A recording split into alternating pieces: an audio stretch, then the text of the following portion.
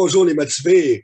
Encore une fois, j'ai pas ma voix, mais je suis au rendez-vous et j'ai quelqu'un de vraiment inspirant pour vous aujourd'hui. Encore une fois, évidemment, c'est ça le concept, mais vraiment là, c'est quelqu'un que je pense que vous allez adorer. Je vous le présente sans plus attendre. Olivier Blais, comment ça va? Ça va bien, toi? Ça va super bien. Merci beaucoup d'être là.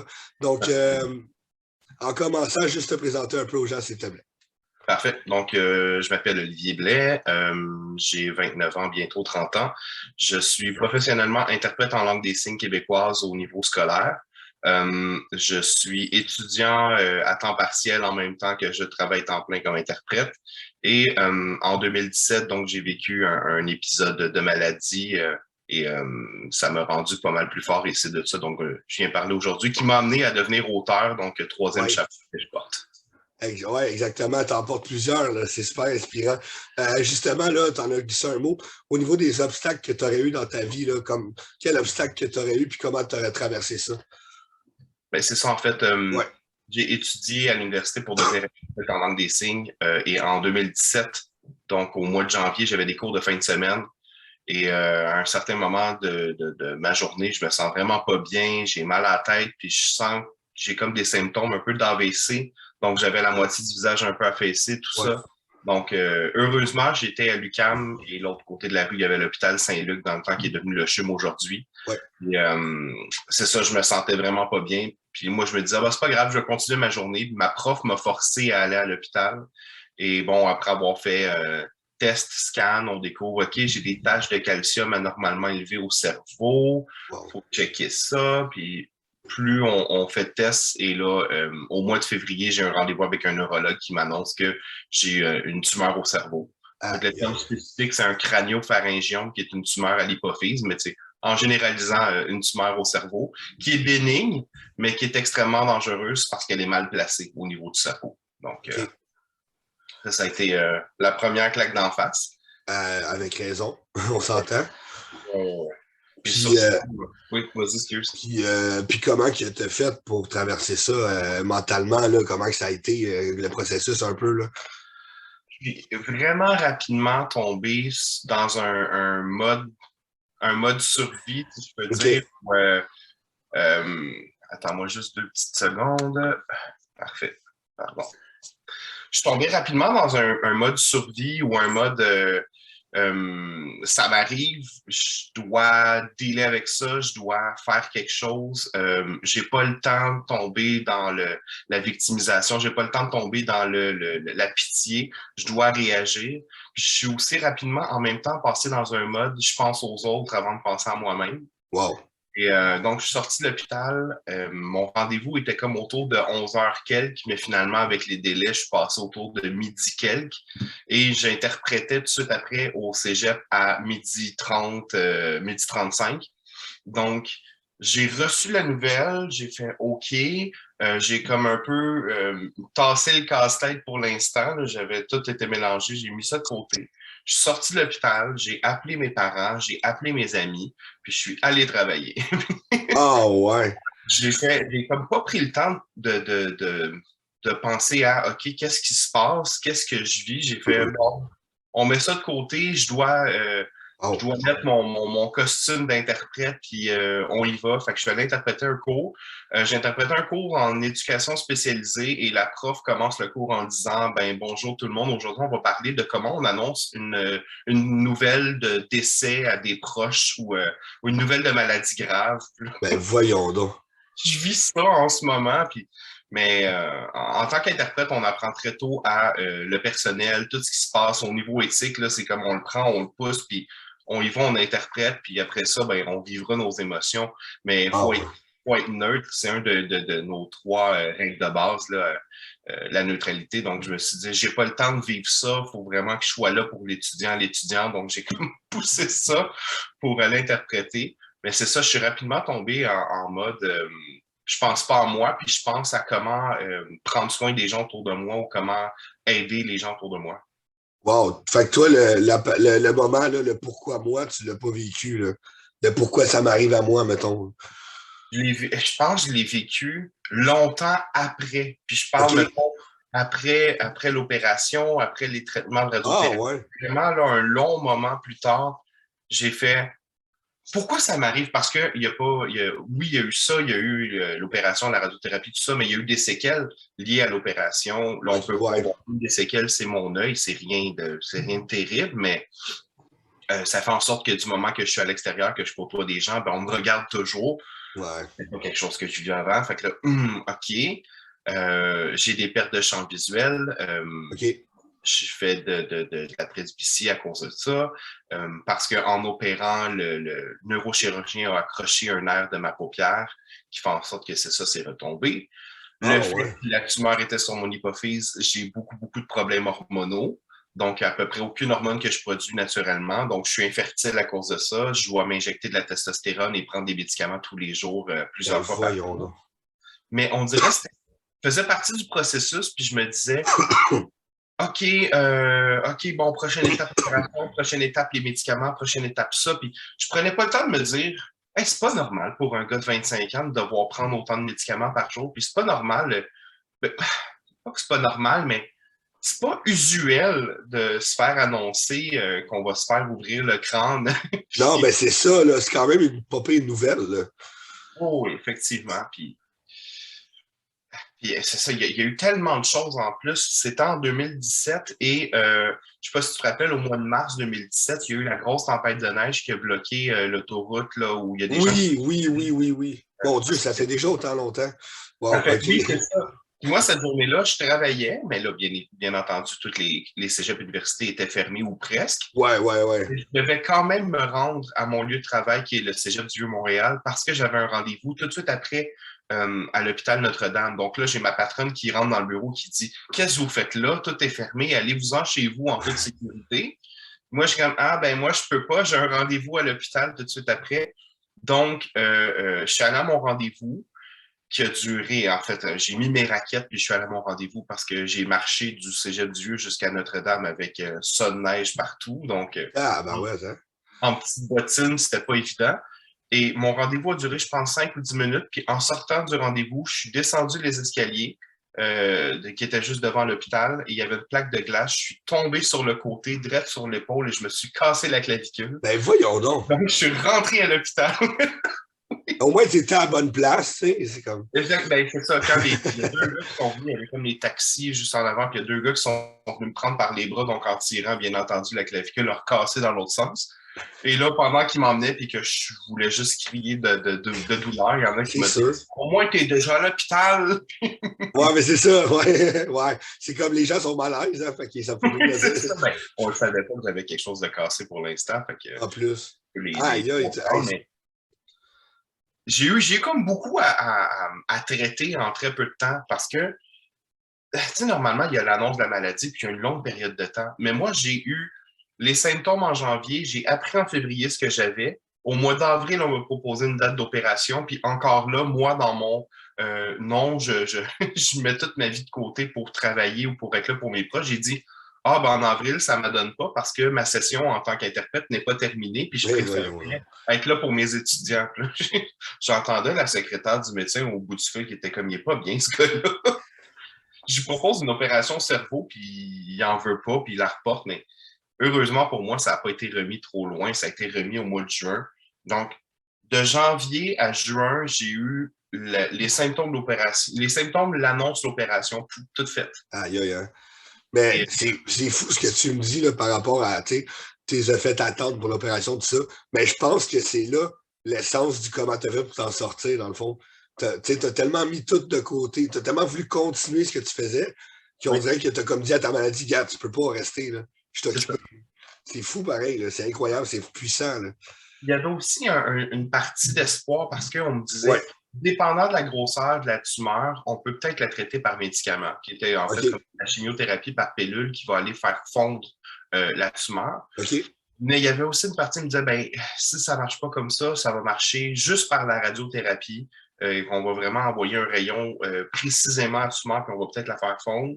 La troisième option, c'était on opère, mais on passe par le nez pour aller retirer le bout. Puis il m'a dit, si Oh. c'est trop gros, va falloir vraiment l'opération complète. On ouvre, puis... Hey, hein? Hey, c'est quelque chose en tabarouette. Faut juste y penser.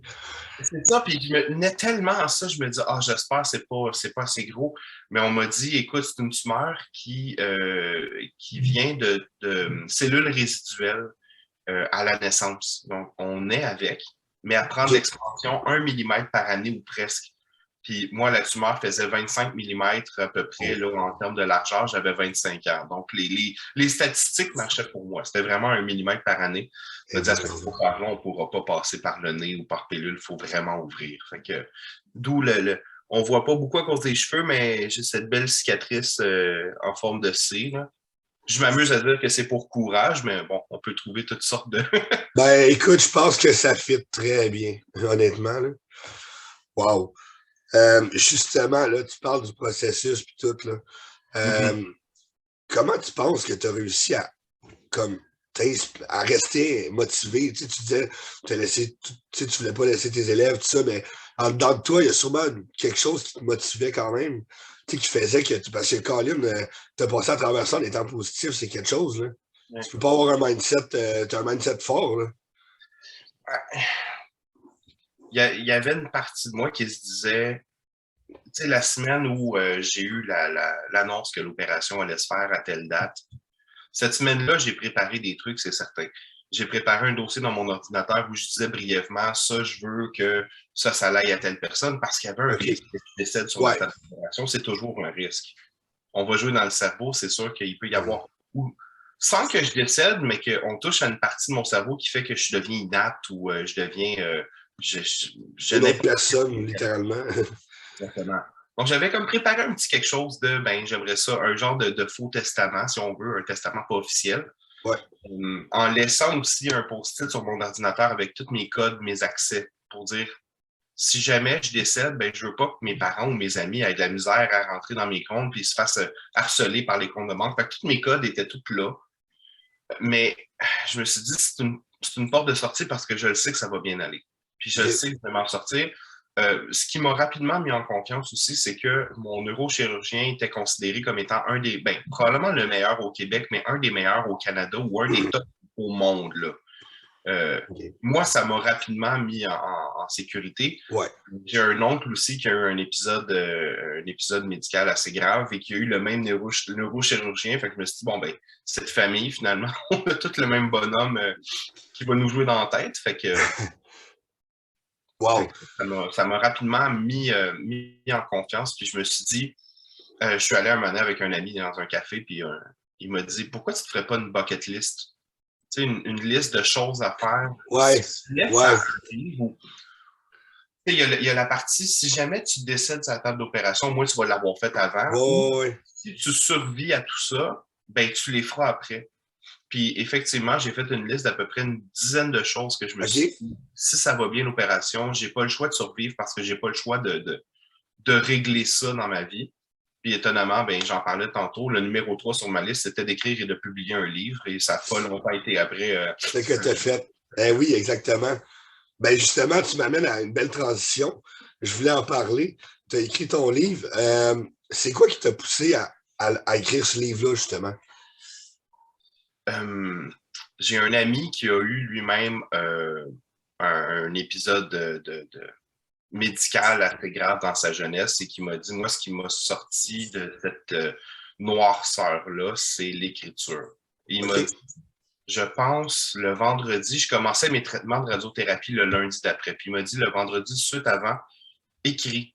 Juste fais-toi un journal de bord de tes traitements de radiothérapie. Écris quand ça va bien, écris quand ça va mal, écris n'importe quoi, mais juste sors-le. Garde pas ça en dedans. Puis moi, je me suis dit, ben, on est à l'étape des réseaux sociaux, on est à l'époque 2.0. Fait que moi, j'ai décidé d'écrire ces chroniques-là, mais sur Facebook. Donc, j'ai commencé la première semaine. Tous les jours, j'écrivais comment ça allait parce que je savais que j'avais beaucoup d'amis ou de familles qui habitent plutôt loin. Puis, je voulais pas non plus que ce soit toutes ces personnes-là qui appellent ma mère pour savoir comment ça allait, pour ne pas m'appeler moi puis me rendre tout le processus plus lourd. Puis, je voulais pas que ce soit ma mère qui doit faire ma secrétaire personnelle de « il va bien, il va bien ». Fait que je me suis dit, Ouais. je vais régler le problème. Toutes les personnes qui sont avec moi sur Facebook vont avoir accès à ça. Fait que j'ai commencé à écrire des chroniques à chaque jour. Puis à un moment donné, je me suis dit, je veux pas non plus rester juste dans le concret médical. Ben, je pars de chez moi à telle heure, puis là, j'arrive à l'hôpital à telle heure. Fait que j'ai commencé à divaguer, puis à créer des vies aux personnes qui étaient avec moi dans la salle d'attente. Puis je suis Oh, beaucoup dans mon monde. Là. J'ai une grosse partie de moi qui est artistique. Donc, j'ai commencé à oui, créer des vies aux autres. Puis ça m'a aidé beaucoup, moi, parce que je me suis dit, euh, puis aussi, ben, c'est ça, je créais des vies, mais en même temps, je créais des liens, puis je voyais concrètement les personnes en étaient où, puis je me disais, OK, ce que je vis, c'est pas si pire que ça. Puis ça aussi, ça m'a aidé à m'en sortir. Je suis clairement. rapidement tombé dans ça pourrait être pire. Wow. Puis quand on me disait, ben quand même, une tumeur au cerveau, oui, mais c'est pas un cancer. Puis le oui, mais, pour une fois que le oui, mais, je le trouvais pas si Ouais, ça. ouais. Ouais, mais c'est pas un cancer. Oui, mais c'est opérable. Oui, mais juste pour faire comprendre aux gens, gars, oui, je vis ça, mais c'est pas si pire. Et c'est ce qui m'a aidé vraiment, c'est ça, c'est que mon ami m'a dit, ben écris. Puis j'ai commencé à écrire, mais à un moment donné, je me suis rendu compte que ça a dérapé et que là, j'ai des gens qui m'écrivaient en privé pour me dire, quand est-ce que tu écris ta chronique aujourd'hui? As-tu un rendez-vous? J'attends la chronique. J'ai passé la journée à refresh ma page pour savoir quand est-ce que tu allais. Aïe, aïe, wow. J'ai comme créé un fan club de gens qui voulaient savoir la chronique de la journée, comment ça Écœurant. s'était passé. Fait que j'ai fait OK, OK. Puis les commentaires que je recevais, c'était pas juste des commentaires de Wow, t'écris bien. Tu sais, j'avais des commentaires chaleureux qui me faisaient du bien. Puis je me suis dit, il y a quelque chose là-dedans, OK. Et c'est ça, je suis allé jusqu'au bout de mes traitements. Puis après ça, j'ai fait, ben écoute, pourquoi pas les imprimer puis les envoyer à des maisons d'édition. Puis c'est ça qui m'a donné le goût puis le petit boost. C'est parti d'un ami qui m'a dit, écris. Wow. Puis je me suis dit, j'avais déjà fait des tentatives d'écriture, mais rien qui avait mené à quelque chose de concret. Mais là, ça a fonctionné parce que je l'ai écrit inconsciemment. Ou je l'ai écrit Ouais. pas dans le but d'en faire un livre, mais Non, vraiment dans non. le but d'expliquer aux gens, je vais bien, tout se passe bien, cette journée-là, ça a été moins bien, mais demain, ça ira mieux. Puis c'est ça qui m'a vraiment aidé. Là. Wow. Puis en plus, le pire, c'est que je ne l'ai pas lu encore, je compte le livre, mais je pense que tu fais ça un peu de manière humoristique. Ah, beaucoup. Ben, Beaucoup. c'est ça qui est encore plus fou. Dans le fond, ça a dû t'aider de rendre ça humoristique dans un sens. C'est un peu comme un processus que tu faisais pour toi-même. Totalement. Ce qu'on me dit souvent, les gens lisent mon livre, ils font, ben, premièrement, la première chose qu'on me dit, c'est je l'ai lu en 2 fois. Je l'ai commencé, j'ai lu la moitié, je l'ai fini le lendemain. C'est tout le temps ça qu'on me dit, je l'ai lu en 2 fois. Aïe, On me aïe. dit souvent, quand je le lisais, j'avais l'impression que tu étais à côté de moi et que tu me le récitais. Ça, c'est OK. tout le monde me dit ça. Puis ça Ah me fait ouais. plaisir parce que C'est bien je hot. l'ai écrit dans cette visée-là. OK. Et la troisième chose qu'on me dit, c'est ouais, dans la librairie, je l'ai trouvé dans le rayon humour. Ah, je l'ai trouvé dans le rayon, il est inclassable. Je l'ai trouvé dans le rayon nouvelles. Je l'ai trouvé dans la littérature québécoise. Je l'ai trouvé dans biographie. Je l'ai trouvé dans santé. On le trouve un peu partout. Puis Aïe, moi, je me aïe. dis, bah, tant mieux. Puis il y a quelqu'un qui m'avait déjà dit un moment donné dans une librairie, ça vous dérange-tu qu'il soit dans le rayon humour? Puis j'avais répondu, non, au contraire, c'est exactement ça que je voulais. Puis je voulais, je l'ai avec moi, le livre. Oui, c'est chronique de radiothérapie, mais Ouais. après ça, on regarde la couverture et on dit, OK, ben ça, c'est toi. Ça, c'est un joueur des expos, puis ça, c'est un samouraï. Est-ce que je peux comprendre la raison pour laquelle il y a ces trois personnages-là? Ben, je dis, ben, pour le savoir, il faut falloir le lire. Puis c'est ça, c'est souvent les livres médicaux, ben, il y a tout le temps, je sais pas, là, un cerveau, un stéthoscope ou quelque chose de très, très médical, froid, Ouais. un peu sur la pochette. Moi, je me suis dit, je veux m'éloigner de tout ça. Je veux, euh, je veux vraiment divaguer, d'où le titre Chronique de radiothérapie et autres divagations. J'adore ça. C'est sûr que je vais le lire, moi, ça m'intéresse, là. Puis sinon, on parle de livres, tout ça. Tu as plusieurs cordes à ton arc. Euh, je pense que la musique, sexologie, l'écriture. C'est quoi qui t'a fait le plus t'épanouir? Ben, je pense que c'est un mélange de tout ça. Tu sais, Ouais. la musique, c'est tous des domaines d'études que j'ai exploités au maximum de ce que j'avais de besoin. Puis OK. c'est tous des domaines d'études que j'ai pas terminés dans un sens où la musique, j'en ai fait au secondaire, j'ai tripé. J'ai commencé au cégep en saxophone classique, puis j'ai fait, je suis arrivé au point où je voulais arriver, puis j'ai pas envie de continuer là-dedans. J'ai envie d'explorer un nouvel instrument. J'ai lâché. J'ai fait après ça un deck en chant classique parce que je commençais à m'intéresser à l'opéra, à la voix au chant. Puis j'ai fait, OK, là, ce 2 ans-là, je le dédié à ça. Mais après ça, mes profs, ils me disaient, ben, à l'université, tu vas aller à quelle université en musique? Non, je m'en vais en sexologie. Mais pourquoi tu continues pas en musique? Ben, j'ai atteint le point que je voulais atteindre. Puis là, je veux passer à quelque chose de plus sciences sociales, sciences humaines. Fait que là, je suis allé faire un 2 ans en sexologie. Et là, pouf, je prends un cours de langue des signes québécoise de base. Je tombe en amour avec la langue, la culture et l'histoire de la communauté sourde.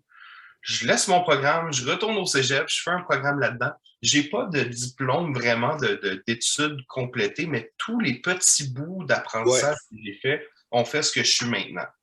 Puis, mais je te dirais en termes de, si je peux mettre le doigt, là, la langue des signes, c'est ce qui m'a vraiment permis d'explorer un côté de moi que je mettais de côté beaucoup. Puis là, j'ai fait, non, on y va vraiment à 100%. Puis je suis quelqu'un qui est très, un peu by the book. Puis des fois, j'ai besoin qu'on me dise, OK, il faut que tu fasses ci, il faut que tu fasses ça, il faut que tu ailles là, il faut que tu ailles là. Tu sais, quand je joue à des jeux, moi, les open world, ça me parle pas. Il faut qu'on me dise, il faut que je sache qu'il faut que j'aille chercher l'épée dans telle partie de la map, tu sais. Puis la langue des signes, ça permet tellement de liberté. Oui, des fois, il y a des signes pour des mots, mais des fois, il y a un signe pour plusieurs mots, puis il y a un mot pour plusieurs signes. Euh, Puis il y a vraiment une idée de faut que toi-même tu ailles comprendre le sens de la phrase, puis il faut que toi-même tu ailles interpréter ce que la phrase veut dire pour être capable de trouver le bon signe qui va matcher avec le bon mot dans la phrase. Puis cette liberté-là m'a amené à trouver une petite partie de moi improvisateur que je connaissais pas, OK. que Wow. je me refusais d'explorer. Donc, je pense que apprendre la langue des signes, puis ou surtout apprendre à interpréter, c'est ce qui a débloqué le niveau suivant en moi. OK. J'adore. Wow.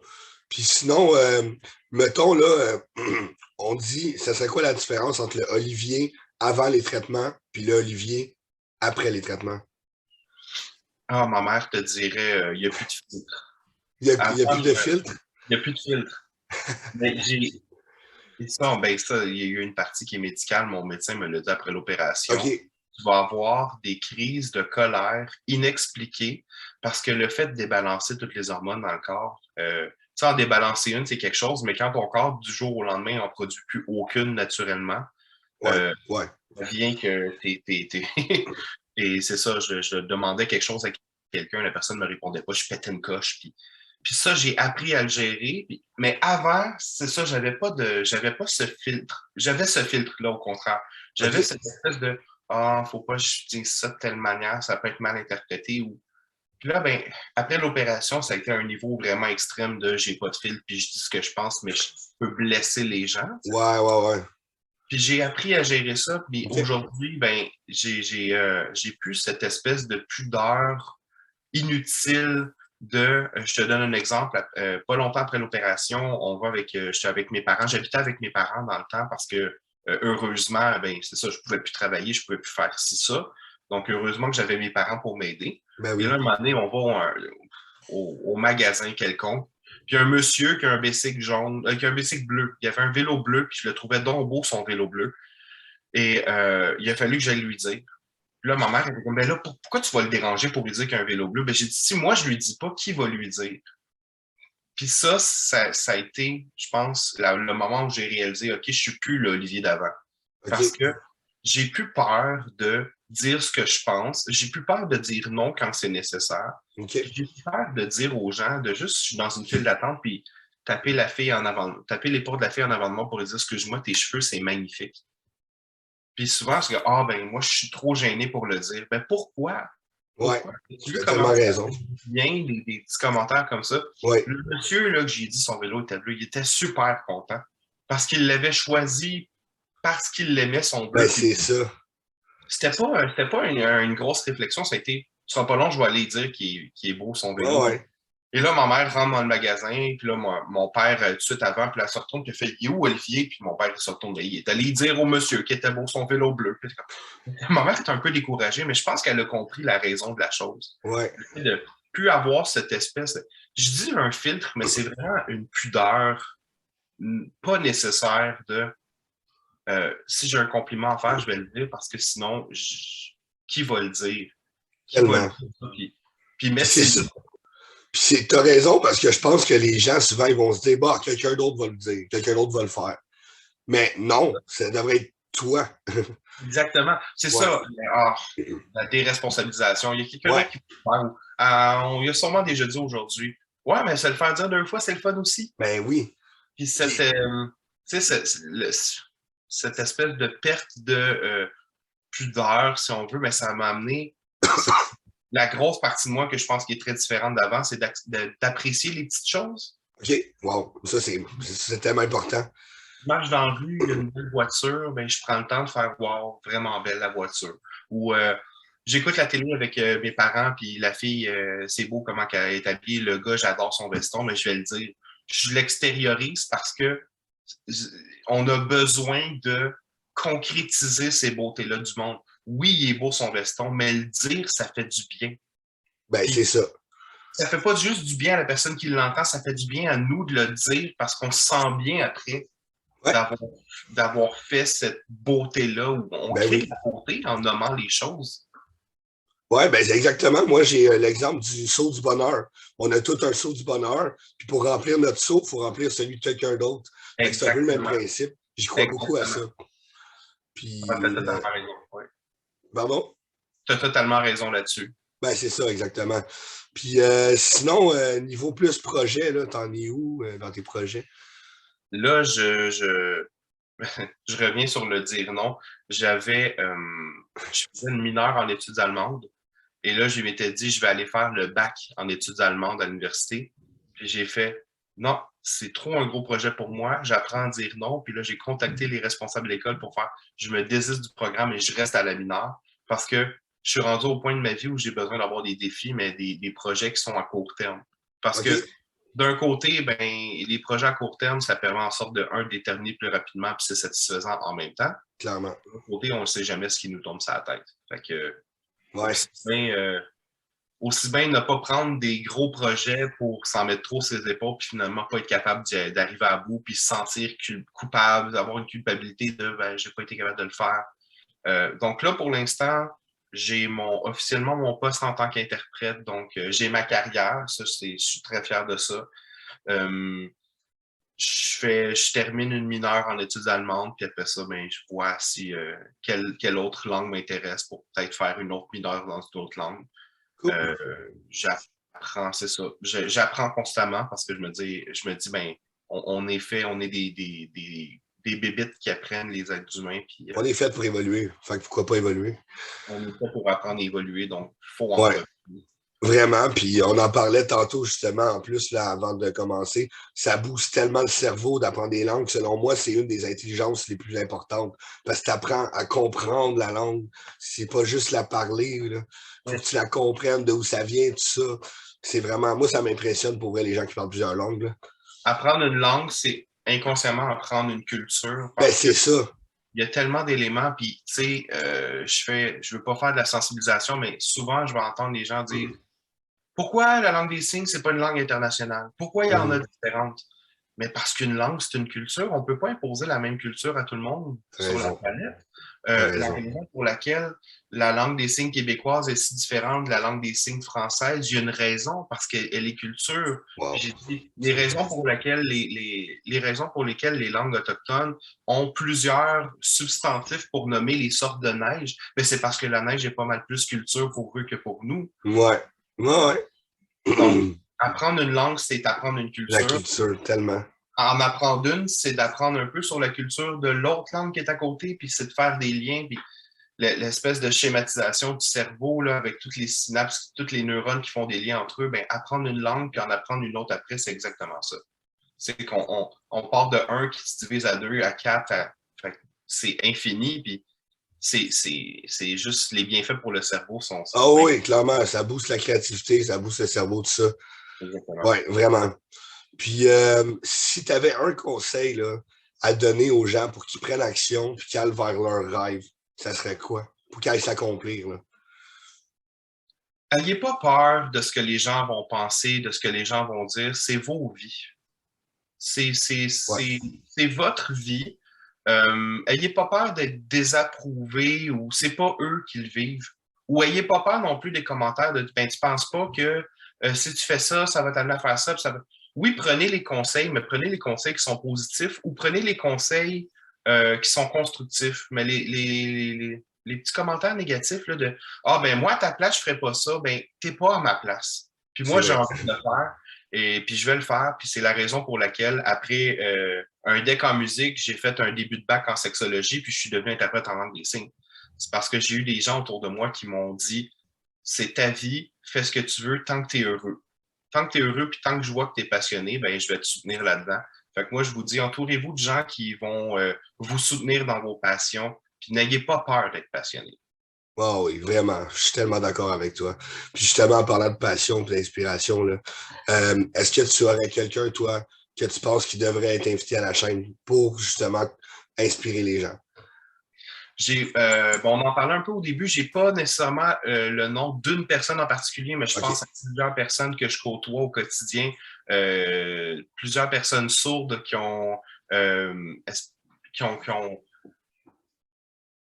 qui ont brisé des barrières, qui ont décidé de faire fi des barrières, c'est ça, qui leur ont été posées devant eux, puis qui ont décidé d'aller plus loin dans la vie, qui ont complété des études universitaires au niveau supérieur, qui ont trouvé des carrières, c'est ça, qui se sont dénichées des carrières hautement inspirantes. Et c'est ça, plusieurs personnes qui ont dit, ben, je suis pas juste une personne sourde, là. Oui, j'ai Non, c'est ça. une surdité, mais en même temps, oui, ça me définit dans mon identité. Je suis une personne sourde, mais en même temps, je suis un homme, je suis une femme, je suis carriériste, je suis ci, je suis ça. Donc, c'est ça. Donc, j'ai plusieurs idées de personnes sourdes qui ont foncé puis qui aujourd'hui ont des vies vraiment remplies, passionnantes, Wow. malgré le fait qu'on leur ait posé des barrières à leur surdité. Bon, ben c'est certain que j'en prends note puis que je vais essayer d'approcher là, une de ces personnes-là. On s'en reparlera parce que clairement, c'est inspirant. Puis sinon, là, on parlait de tes projets tantôt. Au niveau des objectifs, là, est-ce que tu aurais un objectif que tu voudrais atteindre dans les prochains, mettons, 3 à 6 mois, puis que tu viendrais reparler éventuellement là, de processus et tout? Ouais, ben, comme on en parlait il y a pas longtemps, ben, Ouais, simplement compléter mon diplôme, ma mineure en études allemandes, ouais, vraiment des projets à court terme, là, définitivement. c'est compléter ma mineure pour avoir en fait mon premier diplôme universitaire. Parce que, oui, je travaille dans les cégeps et les universités, mais je n'ai pas encore moi-même de diplôme universitaire. Donc, juste être capable de dire, écoute, j'ai une mineure dans un domaine qui m'intéresse, pour moi, ça va être déjà un grand succès. Là, ouais. Ça va être Ben, avec raison, une grande vraiment. victoire pour moi. Ouais. Vraiment, puis ben, excellent. Donc, on va être là pour en reparler éventuellement. J'ai très hâte. Donc, Olivier, encore une fois, merci beaucoup d'être venu. Bref, ça J'apprécie faisait vraiment énormément. une fois, vraiment. Euh, C'était super inspirant, vraiment. Moi, je me sens boosté de motivation en ce moment-là. Puis j'espère que les gens ont apprécié, mais d'après moi, ça va être vraiment un très beau vidéo. Donc, merci encore. Puis je te souhaite de passer une excellente journée. Merci à toi, puis bonne journée à tout le monde. Merci.